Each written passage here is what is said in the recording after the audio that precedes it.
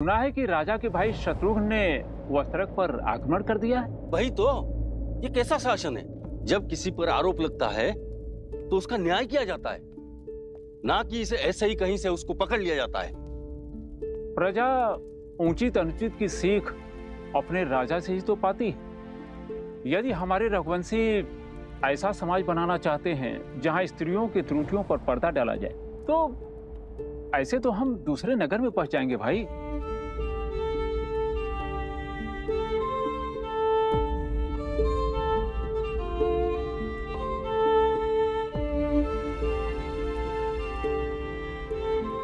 भैया, ये लौकी और कुछ शाक दे देना।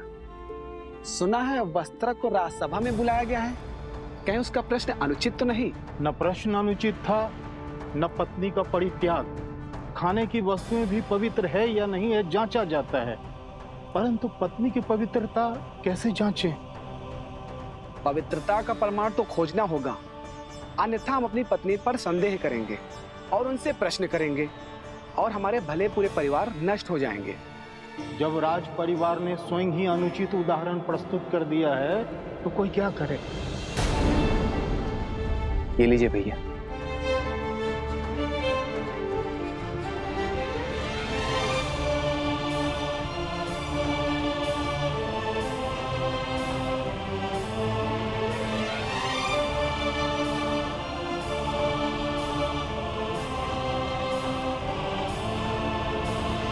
संस्कार से ही इसे पराजित किया जा सकता है। ऐसे संस्कार जो व्यक्ति की चेतना को पवित्र करे और समस्त संसार में संस्कारों को स्थापित करती है। स्त्री शक्ति अर्थात इस भयंकर असुर को केवल एक स्त्री शक्ति ही पराजित कर सकती है।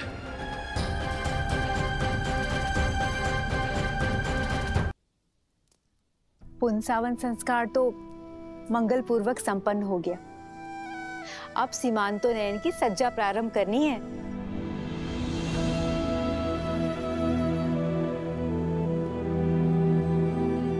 सीता,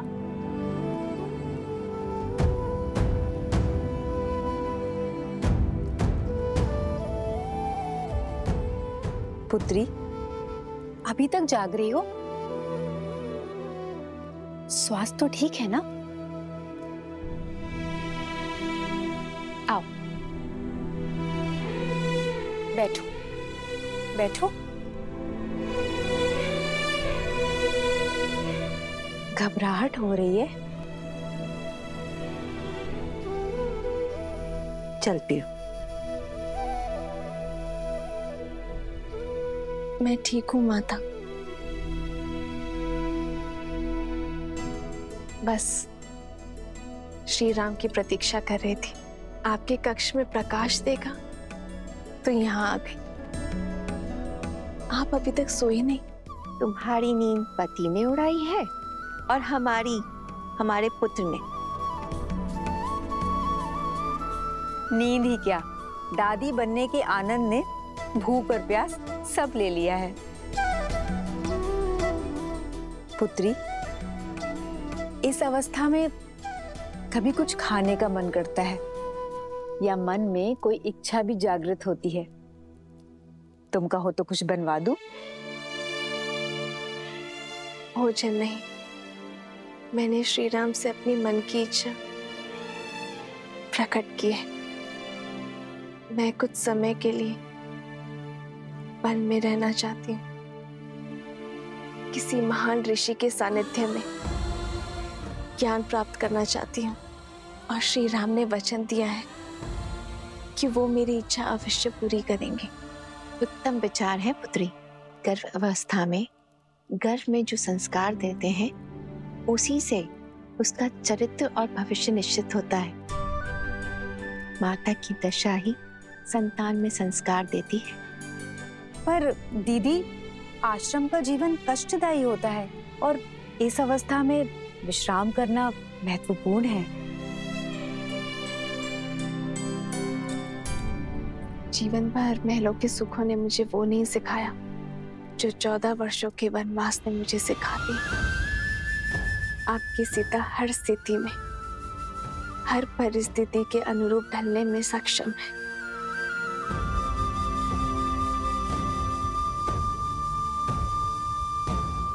भाइयों, ये सारा दोष इन नाविकों का है, तो धारा पार कराने की आड़ में अपना दूषित खेल खेलते हैं।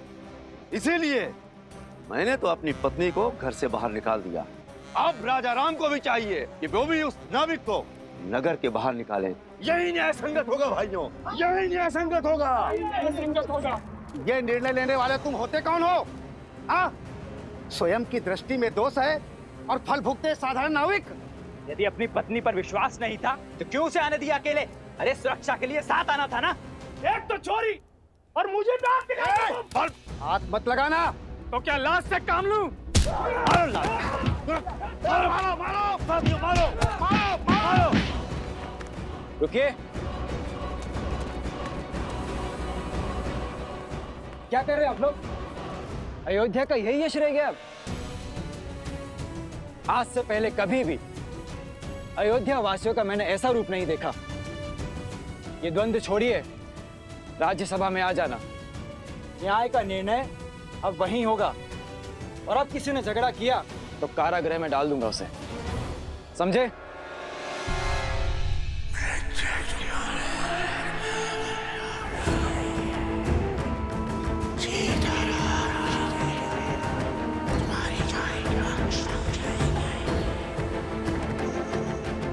कल का दिन मेरे राज्य के लिए बहुत कठिन होगा।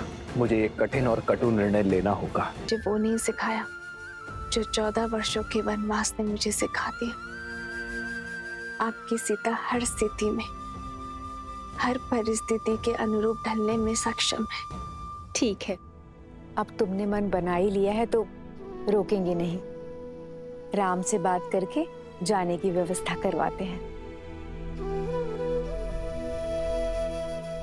किंतु एक चिंता और है माता। आश्रम रिक्त हाथ नहीं जा सकती ना, तो सोच रही हूं कि आश्रम वासियों के लिए क्या उपहार लूं। तुम निश्चिंत रहो, कल उपहार की भी व्यवस्था हो जाएगी।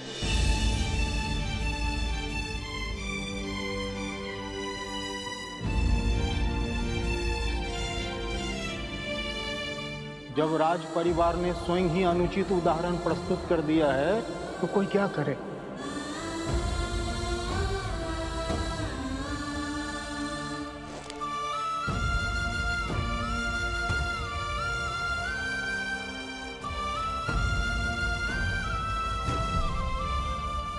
जब मन पर भार हो तो कितने भी दिए बुझा लो, अंधकार कर लो, निंद्रा नहीं आती आर्य।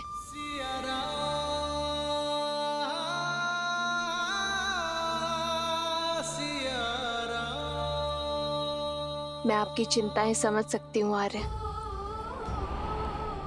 आपकी प्रजा, आपके राज्य और सीता की चिंतन आपको विश्राम नहीं दे रहे।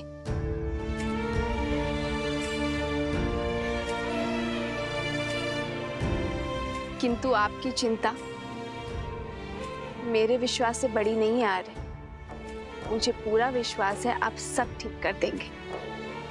इस राज्य को सुख, शांति, धर्म का स्थान, राम राज्य देंगे।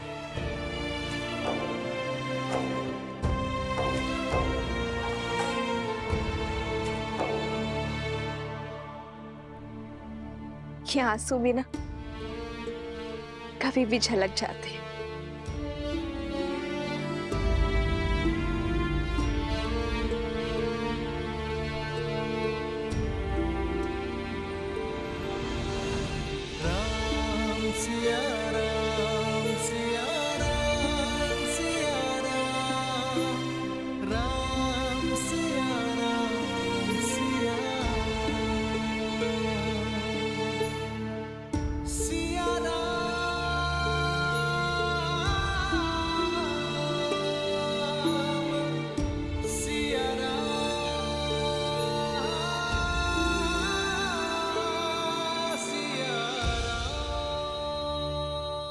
ये प्रेम और आशा का दीप है जो ना कभी बुझेगा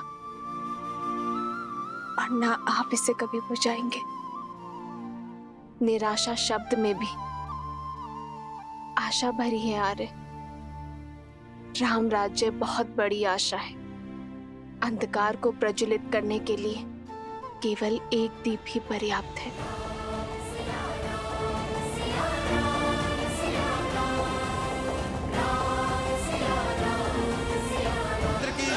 सियावर रामचंद्र की, सियावर रामचंद्र की, सियावर रामचंद्र की। जानते हो यहाँ क्यों उपस्थित हो? क्षमा प्रभु, परंतु मैं भी यही समझने का प्रयास कर रहा हूं कि मुझे यहाँ क्यों बुलाया गया है। न्याय के लिए। दरबार में याचक और जाचक दोनों को न्याय के लिए बुलाया जाता है।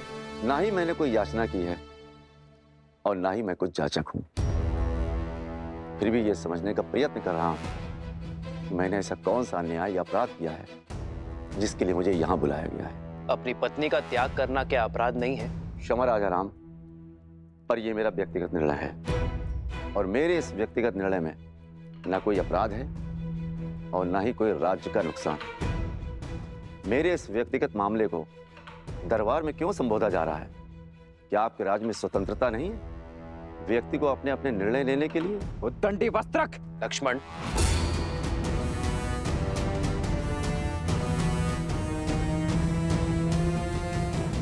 निर्णय और मामला दोनों अवश्य व्यक्तिगत है, किंतु अन्याय एक स्त्री पर हुआ है। उसने अपनी व्यक्तिगत स्वतंत्रता का उपयोग कर सहायता और अन्याय का निवारण मांगा है और यह अवश्य ही राज्य के क्षेत्र में आता है। वस्त्रक, न्याय करना एक राजा का परम धर्म है और इसी कारणवश तुम्हें यहाँ बुलाया गया है। तो न्याय अवश्य होना चाहिए राजा राम, परंतु आशा करता हूं कि याचक एक स्त्री है और आप पक्षपात बिल्कुल नहीं करेंगे उस याचक पर जो एक पुरुष है। मौन हो जाओ वस्त्रक, अन्यथा यहीं तुम्हारी जिह्वा काट दूंगा मैं।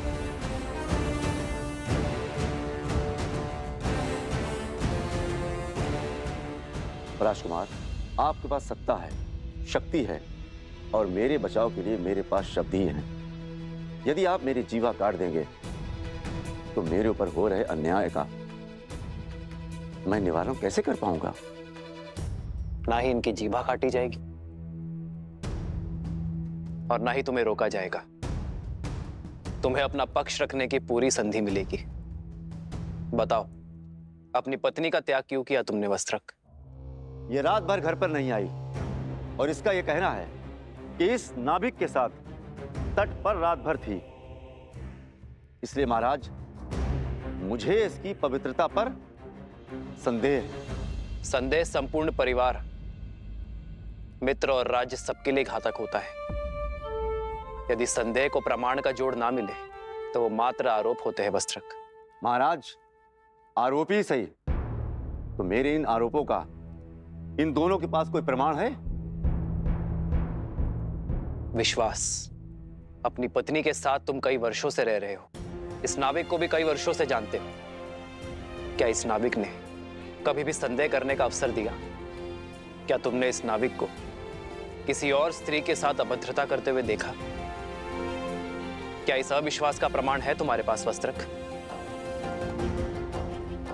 तुम अपने घर के द्वार बंद कर दो और बाहर ना निकलो तो इसका यह अर्थ नहीं कि बाहर सूर्योदय नहीं हुआ है। वही तो राजा राम, द्वार बंद कर घर के भीतर बैठो, इससे यह भी तो नहीं कहा जा सकता कि सूर्य पर ग्रहण नहीं लगा है। और फिर महाराज, ये तो स्वयं स्वीकार कर रही है कि ये इस नाविक के साथ थी। फिर इस बात का क्या प्रमाण है कि इनके बीच कुछ घटित नहीं हुआ?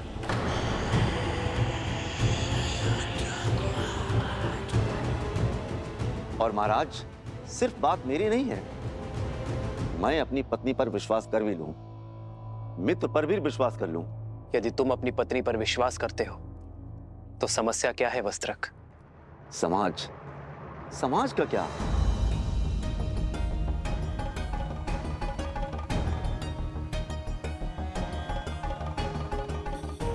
यही समाज जो अपनी बातों से मेरा घर फूकेगा, अपने कटाक्षों से मेरे संबंधों पर लांछन लगाएगा, यहां तक कि मेरी संतानों तक को ताने मारेगा उल्हावना देगा, जहां कहीं से भी निकलेंगे फुसफुसाहट करेगा। महाराज, मनुष्य विवाह करता है सुखी रहने के लिए। जब सुखी नहीं रह जाएगा तो उस संबंधों का रखना क्यों? मैं एक वस्त्रक हूं, वस्त्रों पर लगे लांछनों को धोता, अपने ही मस्तक पर कलंक सजाकर कैसे जी सकता?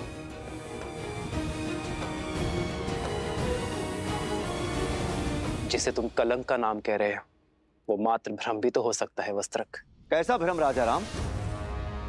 नाभिक से पूछिए, यदि मैं उसकी पत्नी के साथ रात भर अकेला रहता तो वो मेरे बारे में क्या सोचता? पूछिए मेरी पत्नी से, यदि मैं पर स्त्री के साथ रात भर बाहर बिताकर आता तो क्या मेरी पत्नी मुझ पर विश्वास करती? पूछिए इन सभाजनों से, यदि उनकी पत्नियां रात भर किसी और के साथ रहती क्या वे स्वीकार करते? यदि ये स्वीकार भी कर लेते तो क्या ये समाज तभी आवाज में बात नहीं करते, कलंकित नहीं करते?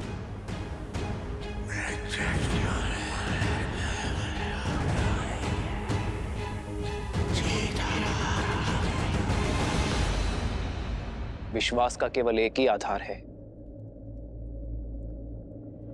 प्रेम। यदि प्रेम सत्य है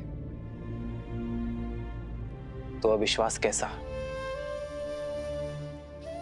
यदि प्रेम है तो विश्वास क्यों नहीं?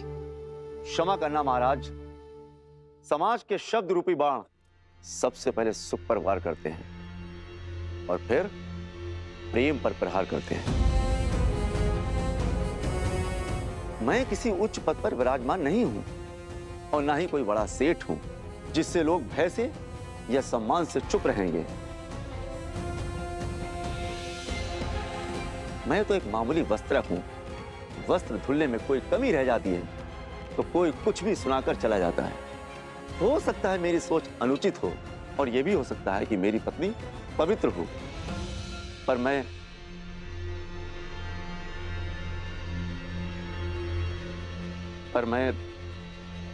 निडर होकर कहो वस्त्रक,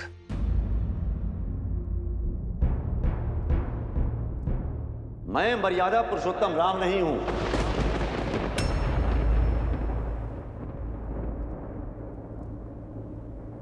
मेरा जन्म दिव्य प्रसाद से नहीं हुआ। मैं ऐसी स्त्री को नहीं अपनाऊंगा जो किसी अन्य पुरुष के साथ रहकर आई हो।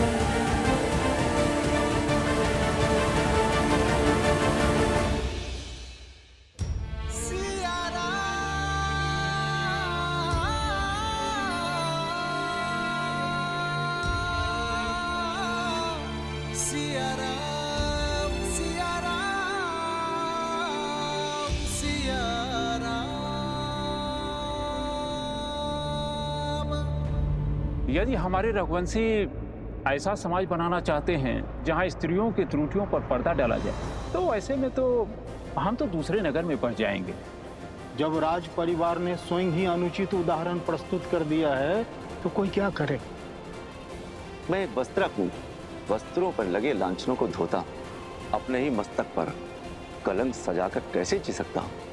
पूछिए इन सभाजनों से, यदि उनकी पत्नियां रात भर किसी और के साथ रहती क्या वे स्वीकार करती? मैं मर्यादा पुरुषोत्तम राम नहीं हूं। मेरा जन्म दिव्य प्रसाद में नहीं हुआ है। मैं ऐसी स्त्री को नहीं अपनाऊंगा जो किसी अन्य पुरुष के साथ रहकर आई हो।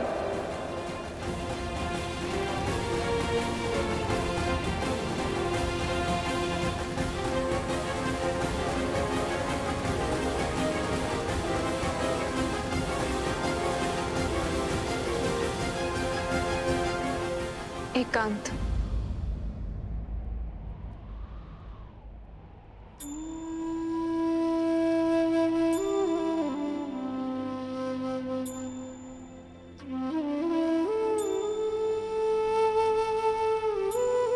चरित्र का प्रमाण जो लंका में दिया, क्या वो अयोध्या में भी देना होगा आर्य? अग्नि परीक्षा।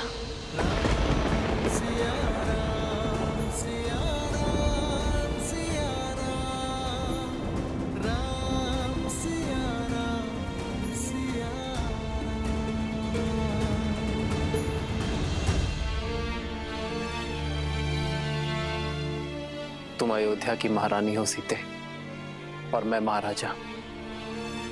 प्रजा राजा के पद चिन्हों पर चलती है। यदि तुम बार बार अपने चरित्र का प्रमाण दोगे तो इस संसार में हर पति अपनी पत्नी से बार बार अग्नि परीक्षा की अपेक्षा करेगा। पर स्वर्ण को तो हर बार कसौटी पर परखा जाता है ना आर्य। पर हर धातु स्वर्ण नहीं होती सीते। हर कोई मेरी सीता की भांति पूर्णतः पवित्र और दोष रहित नहीं होते। कौन किस अपराध के लिए दंडीकृत होगा, ये केवल अग्निदेव जानते हैं सीते, साधारण मानव नहीं।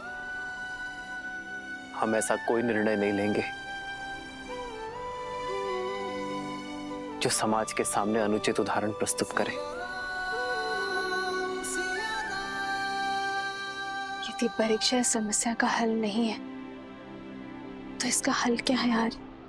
शिक्षा। शिक्षा आचरण।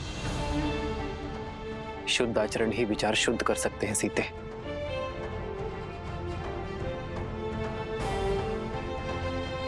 मैं नहीं जानता सीते कि अपने समाज को कैसे शिक्षित करूं, कैसे अपनी प्रजा के मन में उठ रहे प्रश्नों को रोको। वो प्रश्न जो उनके नेत्रों में दिखते हैं जब वो मुझे देखते हैं। तनिक सोच यार, जब तक मैंने स्वर्ण मृग नहीं देखा था तब तक मुझे उसके पाने की इच्छा नहीं थी। अर्थात जो नेत्रों को दिखता है वही मन को विचलित करता है आदि, और जो नहीं दिखता उसके विचार भी नहीं आते और उस पर प्रश्न भी नहीं उठते।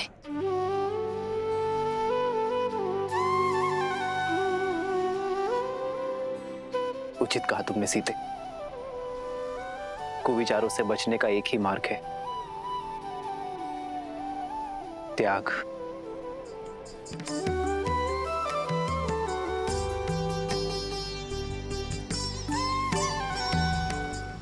हम दोनों अपने राज्य का परित्याग कर देंगे तो ना ही कोई प्रश्न उठेंगे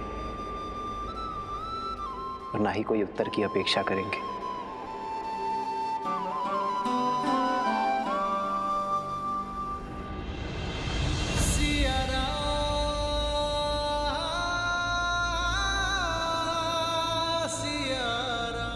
हम दोनों नहीं, केवल मैं आ रहे हैं।